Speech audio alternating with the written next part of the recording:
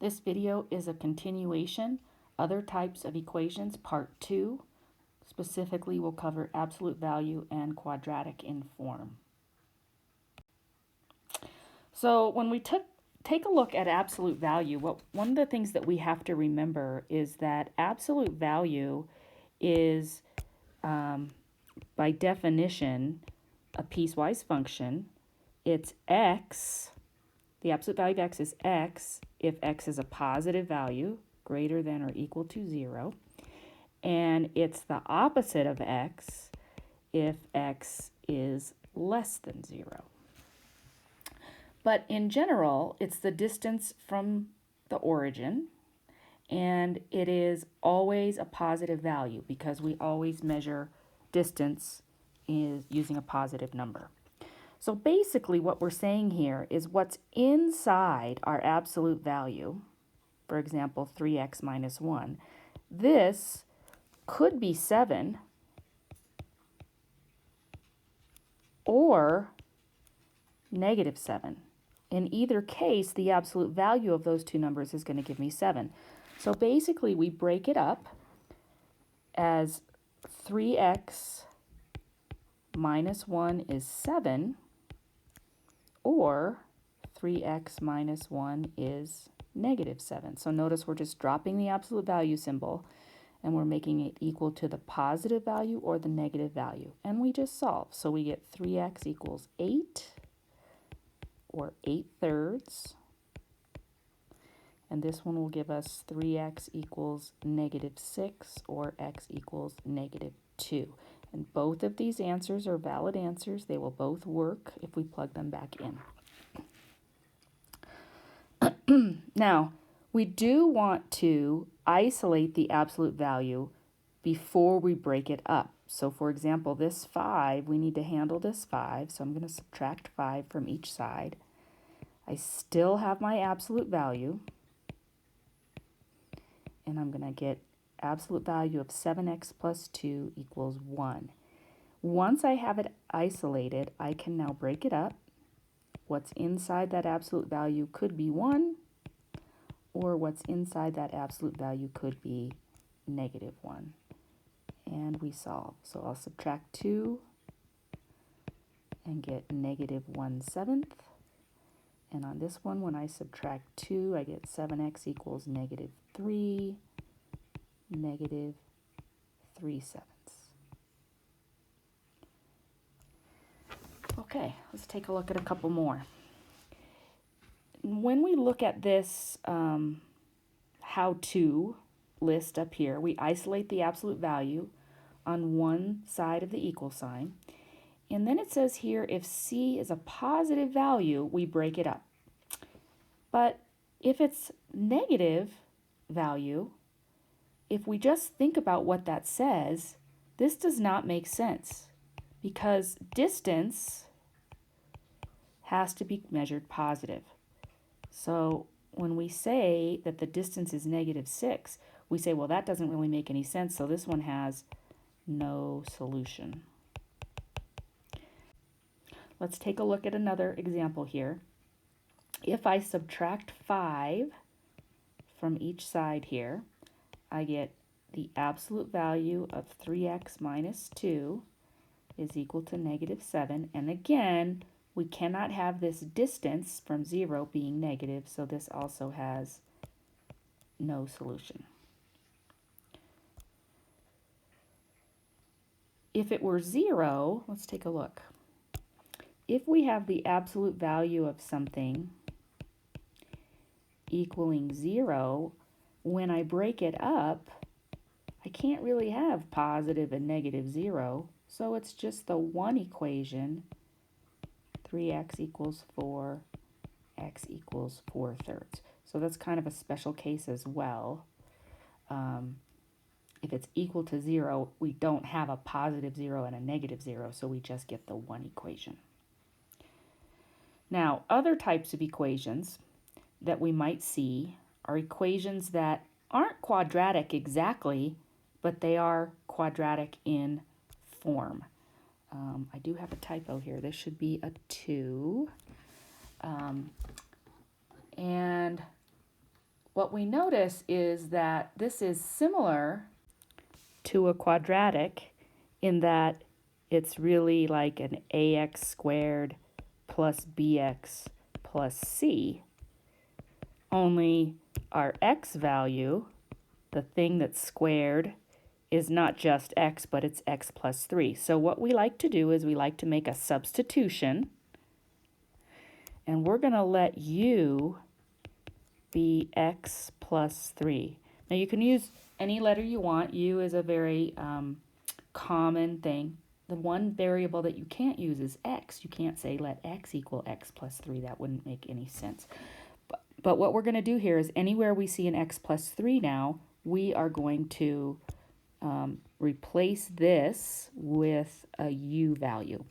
So we're going to get u squared plus 11u minus 12 equals 0. Now it's quadratic.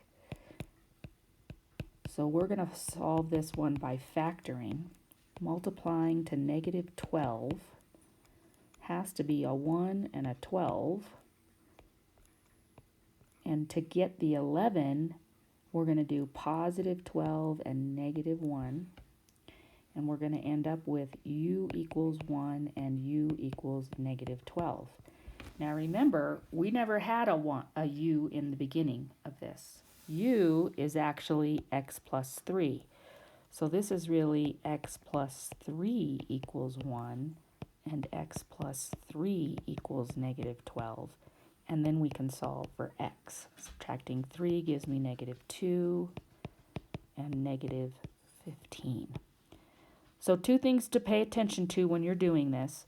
You have to use a variable that is not equal to the variable that you're replacing, and you have to tell the reader what it is you're substituting. Without that statement, your work really wouldn't make any sense to the reader because who knows what u is. So again, on this next example, we have something that's quadratic in form. Let me rewrite it for you. Oops. Let me rewrite it for you. X squared squared minus x squared minus 20 equals 0. So if I let u equal x squared, you'll notice that we get u squared minus u minus 20, and now it's a quadratic. Before that it was a quartic because the highest degree was 4. So again, I can solve this one by factoring. Multiplying to negative 20, 1 and 20, 2 and 10, 4 and 5. I think you can see that 4 and 5, so if I do a positive 4 and a negative 5, it will multiply to negative 20 and add to negative 1. If I use the zero product property,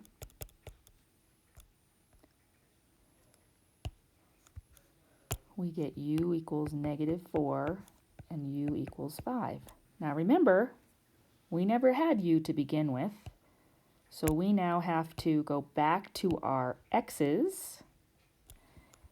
X squared equals negative 4 and x squared equals 5.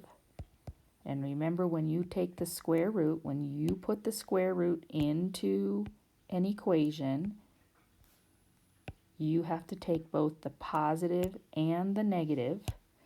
So this will give us positive and negative root 5. And this one will give us positive or negative 2i. So there's two examples there of using substitution to make our equations look like something we know how to deal with. Let's take a look at the next page. Here is an additional. This one looks scary. It's got these fractional exponents. But I notice that this has a 2 and this is a 1. So I'm going to let u be w to the 1/3. Very often it's this term here. That means that u squared would be w to the 1/3 squared, or w to the 2/3. So if we make our substitution, we're going to get u squared plus 5u plus 6. Again, these all happen to factor, but they don't always. Two things that multiply to 6 that add to 5. Well, 1 times 6 or 2 times 3. Now we have to be careful here. I can get 5 out of each of those, but we're multiplying to a positive 6, so they really have to be the same sign. So we're going to go with positive 2 and positive 3. And using our zero product property, we're going to get negative 2 and negative 3. Then we're going to go back, because we know that w to the 1/3 is negative 2, and w to the 1/3 is negative 3. Now, refreshing your memory, a 1/3 exponent is a cube root. So I am going to write this as the cube root of w equals negative 2, and the cube root of w equals negative 3. And in order to get rid of a cube root, we are going to cube both sides. And so our final answer is going to be w equals negative 8 and negative 27. And of course, with any equation, once you're complete, you should be able to plug that in to the equation and check it, which I always encourage students to do when they are taking an exam. I just won't for brevity of the video in this case. Okay, the last kind of equation in this section is a rational equation that actually ends up being a quadratic equation. So the steps here are going to be to factor, right? We're going to factor everything. Then we're going to find the least common denominator. And then we're going to multiply both sides by the LCD. And that's going to get rid of all of our fractions. So just factoring, this first denominator here does not factor, nor does the second. But for this last one, I can factor out an x, leaving x minus 2. So our least common denominator, we want all of the denominators to be included in that least common denominator, is x times x minus 2. So we're going to multiply each one of these, every single one of these, by x times x minus 2.